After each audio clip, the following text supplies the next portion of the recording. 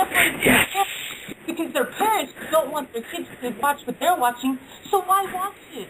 Why not just watch your kids' life? And you got Nick, you got the screens built into the back of the headset there where the parents are driving, the headrest, because the kids got to be tuned into that.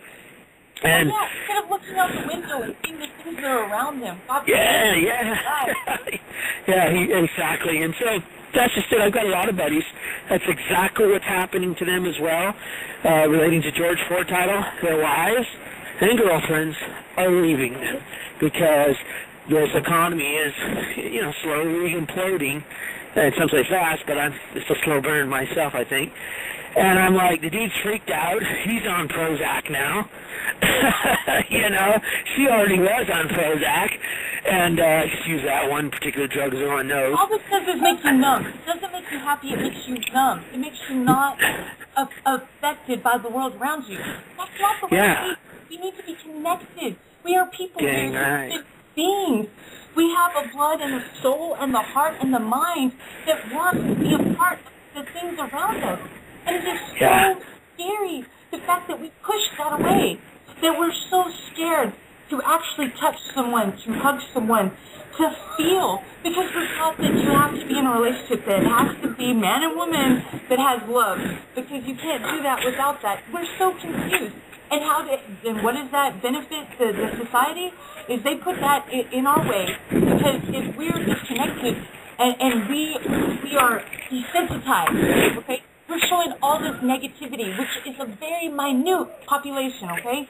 We're showing the worst of what happens. That may be 1 or 2 out of 1,000 freaking people. And we think that's the way reality is? It's crazy. You know what I noticed? It's like in California there, when I'm there, it's hardly ever, there's this golf course that my house is by, and there's a lot of these snooty women that are like in their 50s, and they're dressed like a 16-year-old. They've got the fake boobs and the third facelift, and their husbands are miserable.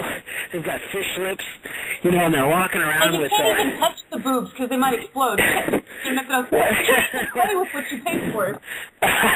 Well, they feel like softballs. But anyways,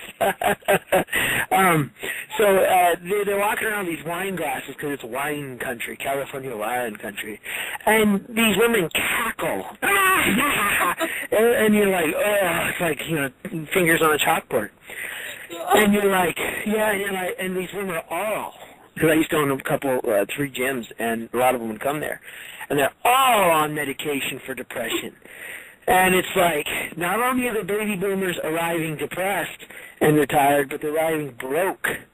And it's just a crazy world now. And as these men have lost investments and investment income, those women are leaving left and right, and they're bringing the lawyers in, and they're suing them, and... You talk about the baby boomers, right? The baby boomers, seriously rejected their parents, okay? And this is what they were taught from the government that was in control then. And yes, the economy was doing well, and we keep looking back as that being an example of where we need to be. But look But look at what the kids were taught, okay? The kids were taught to be disconnected from their parents. They did the exact opposite of what their parents did. Now look what they are teaching us, okay? Because my mom is the perfect example of a baby boomer mom, for real. They're full of lies. They don't know reality anymore. They totally recite what they were read in some book because it was the opposite of what their parents did, because they were taught it was wrong. Sorry, people, we need to look back. The baby boomers themselves didn't learn from their parents. So they're not passing on the recipes, the stories of family, when families were united, when people used to not lock their doors, because they had no fear of someone breaking in. Now we're taught to fear all that, and that if you automatically don't do that, if you automatically don't lock your door, well, you're just inviting something to come inside. How is that reality? Hello? It's the opposite of the way things need to be. That is not community. That is not us being a part of each other. That is us fearing something. And I'm sorry, if we come from a state of fear, then they control us. And I don't care what anybody says, and whether what you believe or whatever, the state of fear, the energy, the vibration that's given off from that state of being is what these people in control feed on. Has anybody heard about the soul harvesting? It's not about the soul, it's about the energy, okay? When you are in a state of fear, they can absorb that energy and it benefits them because they use it for themselves. Okay, people? If you come from a state of love and you actually have appreciation for your neighbor and yourself and your family and you have faith in those people, then they cannot take that energy because it is too high-pitched and too fast for them to process. And I don't care what you believe, everything is an energy source. Everything is a wave. And when we realize this, when we see that and we realize what's being happening because of our state of fear and how it keeps getting growing and growing because it benefits them, because they can feed off of it. Come on, people, realize that that's what it is. We are energy. Everything around us is energy. And if we come from a positive energy, it truly is a faster, high-pitched sound, and it's highs and lows when you see the curves, you know, in like an EKG kind of thing. They're so close together that they're fast. It's considered a fast beat. That's what love is, and they can't process that, okay? We can.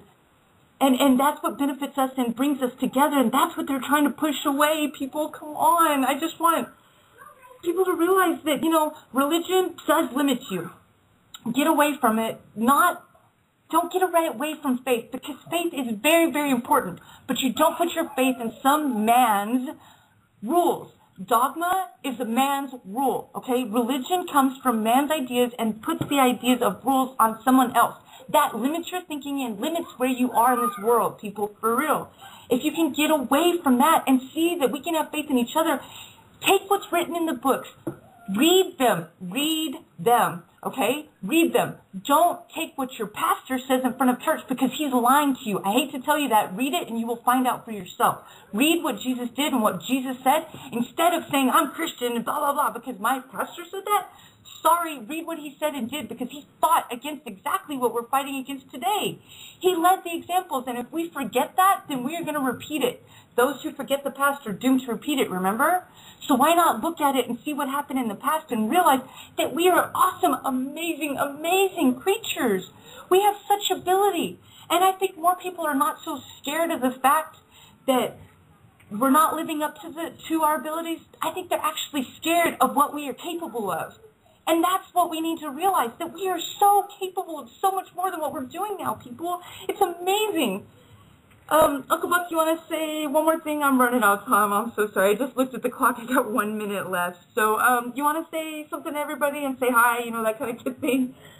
Oh, I just want to say, guys, look forward to sharing with you as Uncle Buck checks out of the system, especially during the spring, and just sharing my adventure with you. You, too, can do it, and thanks for having me on. It's been a great show, and look how when you get together with a like-minded person, how quickly it goes. I'm with you there, seriously. I'm happy, actually. My system seems to have regulated itself, and it hasn't shut me off every couple minutes, so I guess it was happy with the message we were giving.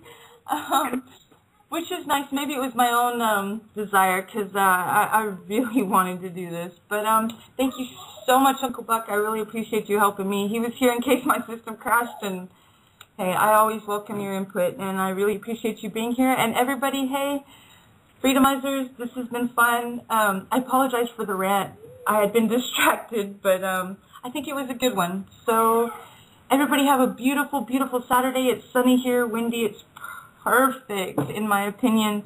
But I am in Texas. Even if it's cold, it'd be beautiful, because I love it when it snows. But we don't get that often. But I appreciate most things. And maybe people should wake up and see, hey, the sun's shining. That's a reason to be happy. Hey, the morning came. I'm alive. Yay!